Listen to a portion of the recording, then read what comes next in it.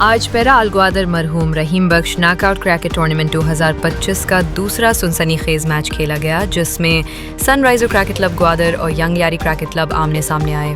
دلچسپ مقابلے کے بعد سن رائزر کرکٹ کلب گوادر نے بہترین کارکردگی کا مظاہرہ کرتے ہوئے 3 وکٹوں سے کامیابی اپنے نام کی۔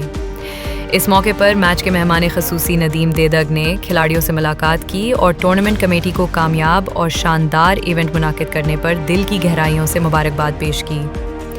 انہوں نے کھلاڑیوں کو کرکٹ اور کھیلوں کے ساتھ منسلک رہنے کی تلقین کی اور ہر ممکن تعاون کی بھرپور یقین دہانی بھی کرائی۔ مزید برآں انہوں نے ٹورنامنٹ کے لیے 20,000 روپے نقد انعام کا اعلان کر کے کھلاڑیوں اور منتظمین کے جوش و جذبے میں اضافہ کر دیا۔ دیگر معزز مہمانوں میں ڈسٹرکٹ کرکٹ ایسوسی ایشن گوادر کے سیکرٹری عبداللہ علی حسن بھی شریک ہوئے، جنہوں نے ٹورنامنٹ کے انعقاد کو علاقے میں کھیلوں کے فروغ کے لیے ایک مثبت قدم قرار دیا۔